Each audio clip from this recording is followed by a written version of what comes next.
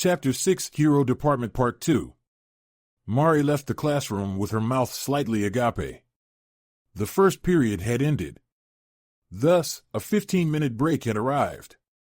Normally, the students would engage in lively conversations, but today, they were all silent. They just stole glances at Theo. The second period subject was understanding magic battles. The class took place in the same lecture hall as the first period. In the still quiet lecture hall. Creak. Before the class started, I stood up to move to a seat in the back. I could feel the gazes of other students. They were all stealing glances at me. It felt burdensome. It's as if I had done something wrong. But contrary to my feelings, twisted Noble's dignity. Due to this trait, my body was screaming in joy. Confidence emanated from my entire body. Controlling my expression, I walked like a model. At the same time, I slowly turned my head to look around. I locked eyes with other students. Their gazes were no different from this morning. Most of them looked at me as if they were displeased. However, a few of them were looking at me with ambiguous expressions. Named characters like Peel, Aisha, and Neek. Neek's head was filled with flowers, so let's assume that's why. But Peel and Aisha were unexpected. Since these girls usually didn't take interest in others, they must have been bored. It's probably nothing. Anyway, it would be nice if my image changed like this. Not the lazy and incompetent Theo in both literature and martial arts, but the diligent and outstanding Theo in at least literature. I don't expect to receive the same level of praise as Neek from most people. I simply aspire to be average. Due to the countless misdeeds committed by this body before I took over, this is just a hope. Anyway, I need to make plans while sitting in the back and listening to the class. The back seats were reserved for orcs and lizard men, who were bad at theoretical studies. If I were between those shoulder brothers, the professor would understand even if my attitude toward the class was lacking.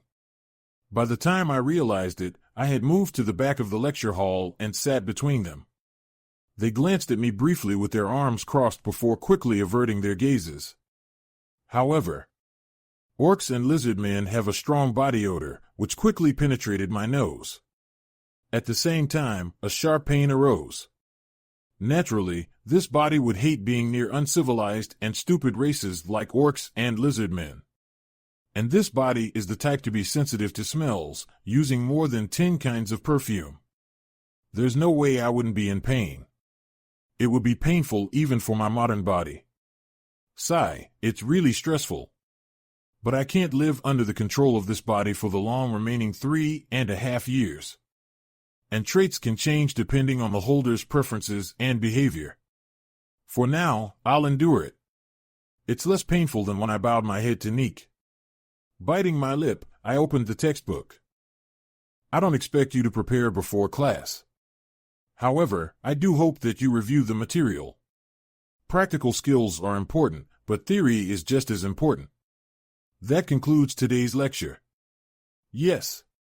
The lively response from the students. The stern-looking professor left the classroom. 4:30 p.m., all classes for the day had ended. The moment the professor left, the classroom erupted with noisy chatter from the students. What are you going to do now? I'm going to read a book in my room. My favorite author just released a new work. I managed to buy it by standing in line outside over the weekend, hee hee. How about you? I'm going to eat dessert. I heard there's a new menu at Neru's Garden. Oh, I've heard it's delicious there. Please take me with you. In small groups, the students chattered away as they left the classroom. Their youthful energy was reminded me of modern middle and high school students. Despite the fact that they would eventually become powerful figures known throughout the continent, most of the students were in their mid-teens, still at a young age untouched by the harsh realities of society. It was the perfect age to create adorable and embarrassing memories with friends. What a great time. I envy them. Especially since a certain someone is attending school, again. My eyes remained on the textbook as I indulged in my thoughts. That said, the other lectures were easy. Just like the introduction to hero studies in the first period, it was all content I already knew. So, I spent the entire lecture time making and finalizing plans. The top priority was securing hidden pieces. However, the only hidden pieces I could secure with my pathetic specs were in the Academy's eastern forest. It would take a full day to go there and back. I couldn't afford to be absent either. Attendance was mandatory in the hero department. Absences would result in penalties. Excuses like feeling unwell wouldn't work either. Rather, not only professors but also fellow students would criticize a future hero for neglecting their physical well-being. Thus, leaving on Friday night is the best option. Until then, the focus should be solely on training. I want to clear hidden quests, but there are hardly any suitable ones for the current situation. Hidden quests came in various forms, but those that could be completed with my current abilities were not worth the effort and time. It's more efficient to clear them later, after I had built myself up with other pieces. Therefore, training was the best course of action. Since my stats were low, I could raise them quickly through training. As I was about to head to the training ground. "Hey, Theo. Is this how you solve this problem?" The orc sitting next to me, Noctur, spoke up. I turned my head towards him. Wearing round glasses, which was uncharacteristic for an orc, Noctur stared intently at the textbook. After the first class ended, Noctur was one of those who had been giving me ambiguous looks. He is a peculiar orc. In most routes, he's an extra character who dies prematurely, getting involved in an incident at the end of the first year. In the Spearman route, just like Theo, only a brief description of his death appears at some point. With this level of presence, he should be a named character at the very least. I recalled the developers of the original work saying, "We didn't create even a single extra character lightly." While pondering, Noctur asked loudly, "You can't solve this problem either?" His voice was loud. Embarrassed, I looked around. No one else was there. Only Noctur and I remained in the classroom. The orcs and lizardmen sitting in the back had left the classroom long ago. It's not that difficult of a problem. I lowered my head. It's an easy problem. Orcs have lower intelligence than humans. This also applies to the elite orcs attending Elinia Academy's Hero Department. They hardly understand the content of the Hero Department's lectures. It's rarer to see an orc studying diligently than a unicorn. They aren't smart enough to devise intricate tactics, strategies, or information-gathering methods. They even lack the ability to command intelligent human aides. Orcs just charge in. It's an unavoidable racial characteristic. Heroes should be able to think to some extent. Otherwise, they need the ability to command people. Orcs have neither. Since the Academy's founding, not a single orc has graduated from the Hero Department. All of them were expelled for lacking qualifications. Although they can take the entrance exam, as the founding principal Ryuk intended. The orcs who sat behind me today will disappear before they reach the third year. Anyway, asking me for help. Didn't he have anyone else to ask? Which part do you not understand? The 8th line here.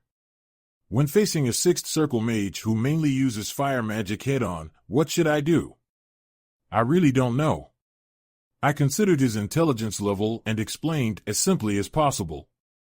However, I don't quite understand. Can't I just stab them in the head with an axe before they raise their staff? I'm confident I can split steel with my axe. Noctur seemed to have difficulty understanding, and it would likely take some time to make things clear to him. But since I decided to teach him, I should invest some time. However, I felt a tingling sensation in my body. The limit of my patience had arrived. But if I were to say in typical Theo fashion, "You're just a big, dumb orc who can't understand such a simple thing. Don't disgrace the title of hero and just drop out," an angry Noctur would kill me. Orcs may be a bit dim-witted, but they excel in brute strength.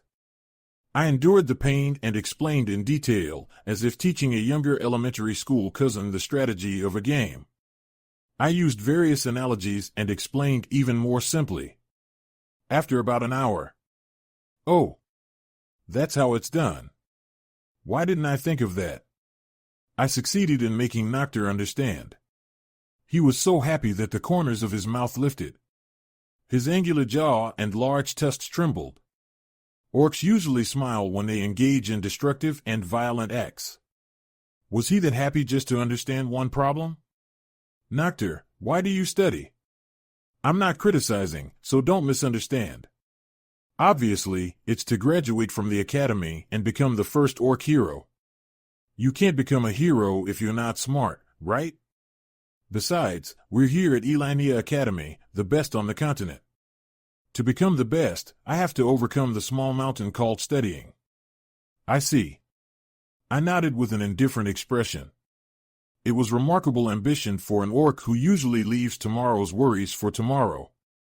Of course, orcs, like humans, want to become heroes. The privileges that come with being a hero are powerful. However, it's rare for an orc to consistently study in order to achieve that desire. They quickly realize their limits, become desperate, and give up. Can a cat defeat a tiger, no matter how hard it tries? Even if a tiger is lazy and stupid, will it lose to a cat? There's that much of a difference between human and orc intelligence. Noctur, who was looking at me, spoke. Theo, I know why you asked that question. I must look foolish. But I swore to myself and the great war god that I will become a hero. And on my shoulders rests the hope of many tribesmen. I will become a hero. Even if I fall along the way, I'll keep getting back up. Is that so? I nodded my head vigorously. Noctur's words resonated with me. Although I don't carry the hopes of countless tribesmen, in a way, his words apply to me too. As Adelranka said, innate talent is inherently unfair. However, that is no excuse for not trying. Even if you fall into despair, you must quickly pick yourself up and keep going. Do your best for as long as you can. You've given me a lot to think about. Thank you, Noctur. Well, I'm the one who should be grateful. Noctur laughed heartily. Inside Theo's room, Amy stood rigidly.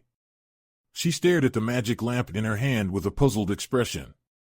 What on earth? To fulfill Theo's request, Amy had attempted to repair the magic lamp. It was a simple task. The reason most magic lamps went out was because the magic stone's mana had been depleted. All she needed to do was replenish the mana. However, the magic lamp wasn't broken. The magic formula inside had completely vanished. As if it had always been that way. No matter how much she pondered, a clear answer didn't emerge. She clasped her neck with a pale hand as her head began to throb. Theo couldn't have used magic. No, he simply didn't possess any mana at all. Although he could learn magic, he couldn't even use a first circle spell.